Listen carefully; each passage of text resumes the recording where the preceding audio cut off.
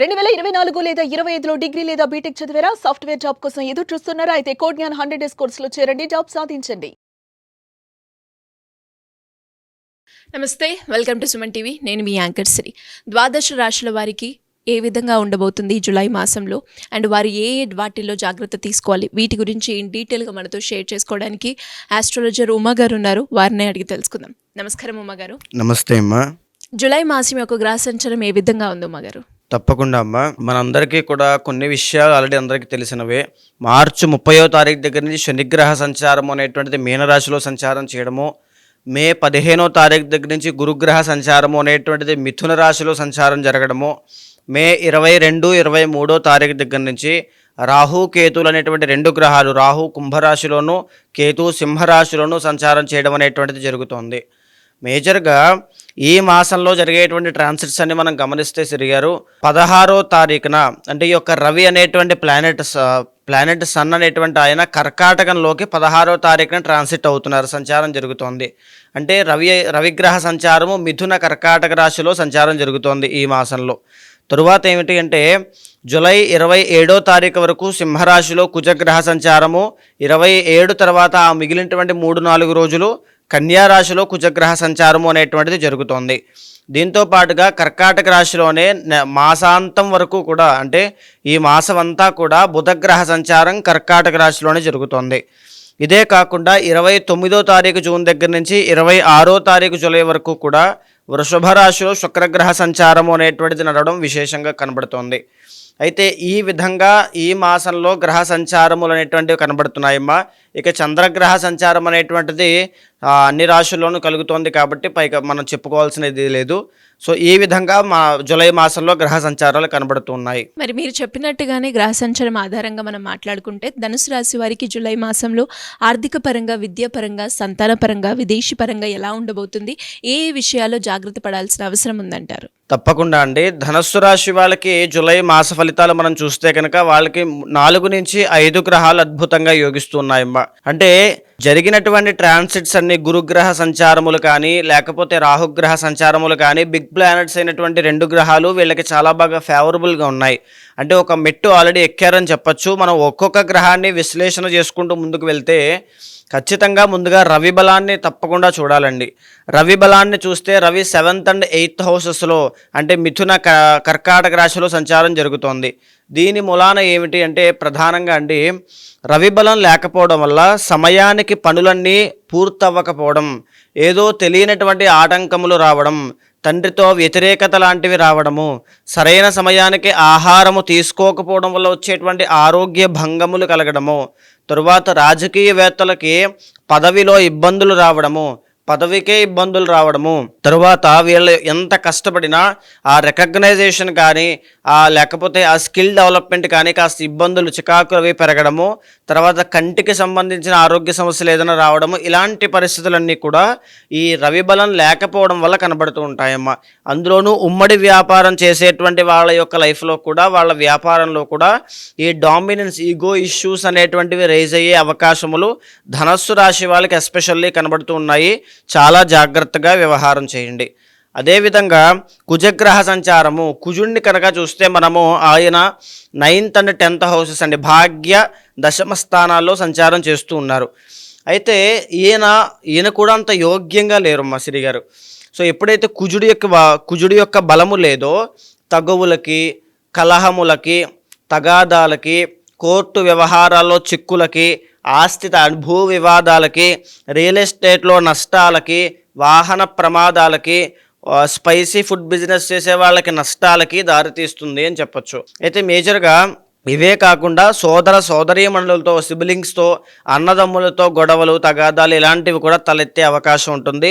కుటుంబంలో చిక్కులు అనేటువంటిది కనబడుతోంది. కాస్త జాగ్రత్తగా వ్యవహారం చేయండి.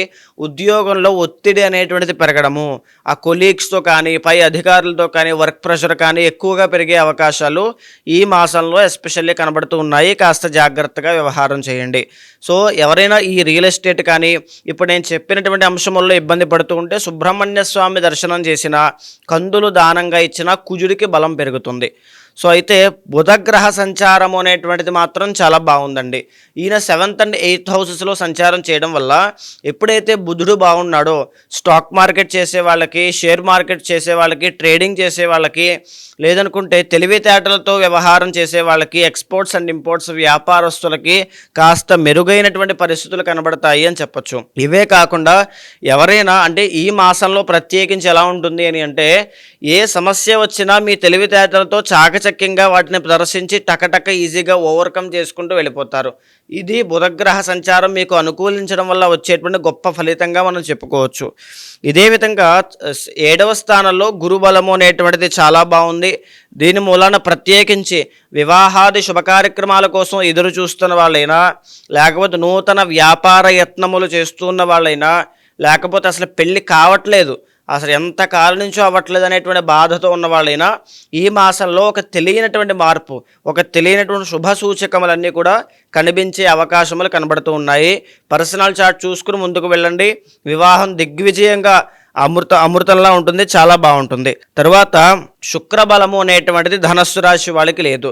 దీని మూలాన వైవాహిక జీవితంలో ఆల్రెడీ పెళ్ళైన వాళ్ళకైతే కాస్త ఇబ్బందికరమైన పరిస్థితులు, ప్రేమ వ్యవహారాల్లో ఇబ్బందులు, లేకపోతే వస్త్ర వ్యాపారం చేసే వాళ్ళకి, వాహనాల ద్వారా వ్యాపారము చేసే వాళ్ళకి, లేదు అనుకుంటే రవాణా వ్యాపారము చేసే వాళ్ళకి, ఇంకా సినీ నాటక కళారంగాల్లో, నృత్య గీత వాద్యాది రంగాల్లో వ్యవహారం చేసే వాళ్ళందరికీ కూడా కాస్త ఇబ్బందులు కనబడుతున్నాయి అని చెప్పచ్చు.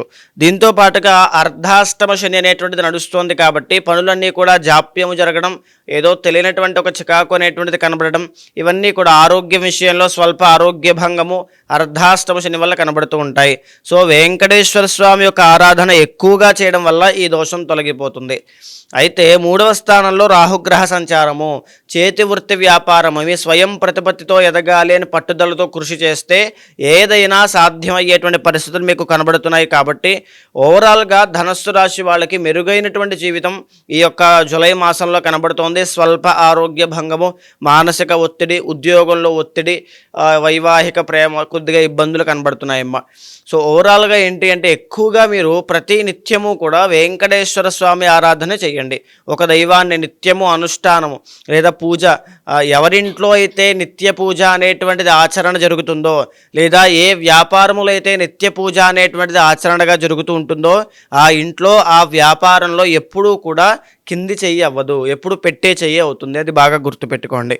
అయితే ఈ మాసంలో ప్రత్యేకించి మీకు బాగా కలిసి వచ్చేటువంటి నెంబర్ 5, బుధవారం అనేటువంటిది మీకు బాగా కలిసి వస్తుంది. లేత ఆకుపచ్చ రంగు కూడా చాలా బాగా కలిసి వచ్చేటువంటి రంగుగా చెప్పుకోవచ్చు. అంటే మీరు అన్నట్టుగానే ఎవరైనా కూడా ఇప్పుడు మీరు చెప్పిన సమస్యలతో పాటు ఇంకేమైనా ఎదుర్కొన్నప్పుడు మేము రెమెడీ చేపించుకోవాలి, పూజలు చేపించుకోవాలి అనుకునే వాళ్ళు ఎవరైనా కూడా మిమ్మల్ని అప్రోచ్ అవ్వాలి అంటే ఏ విధంగా ఉంటుందో అమ్మగారు? తప్పకుండా అండి. ఇప్పుడు మనం మాట్లాడుకునేటువంటి అంశములన్నీ కూడా గోచారానికి సంబంధించినవమ్మ. అంటే గోచారము అనేటువంటిది జనరల్ ట్రాన్సిట్స్ ఆధారంగా రాశి ఫలితాలుగా మనం చెప్పుకుంటూ ఉంటాం. పర్సనల్ చార్ట్ అనేటువంటిది ఎప్పుడూ కూడా యునిక్గా ఏ వ్యక్తి యొక్క పుట్టినటువంటి సమయం ఆధారంగా వ్యక్తికే ఉంటుంది. నిజానికి చాలామందికి గొప్ప గొప్ప రాజయోగాలు, గొప్ప గొప్ప ధనయోగాలు జాతకంలో ఉన్న తెలియనటువంటి ఒక అసంతృప్తితోనూ, ఆ ప్రయత్న లోపంతోనూ, నిర్లక్ష్యంతోనూ వాటి కోసం కష్టపడక, ఆ దారిలో వెళ్ళక, ఎఫర్ట్స్ పెట్టగా ఎక్కడో ఉండాల్సిన వాళ్ళు ఎక్కడెక్కడే ఇబ్బందులు పడుతూ ఉంటారు. అలాంటి వాళ్ళకైనా, లేదా ఎలాంటి ఆరోగ్య సమస్య ఉంది, ఈ సమస్య ఉంది, ఆ సమస్య ఉంది, మేము అన్ని చేసాం ఇన్ని చేసాం, ఇలాంటి వాళ్ళైనా ఖచ్చితంగా మీ వెనకాల నేను ఉంటాను. మీ పర్సనల్ చార్ట్ చూసిన తర్వాత గోచారాన్ని సమన్వయం చేస్తూ ఏదైతే మీకు మంచి జరుగుతుందో శాంతి పరిహారములు మీతో ఆచరింపచేసి భగవత్ అనుగ్రహం కలిగేలా చేస్తాను. అలాంటి వాళ్ళు ఎవరైనా ఉంటే మీకు కింద కనిపించే నెంబర్కి కాల్ చేస్తే మా వాళ్ళు మీకు పూర్తి వివరాలు అందిస్తారు. తప్పకుండా కన్సల్ట్ అవ్వచ్చు.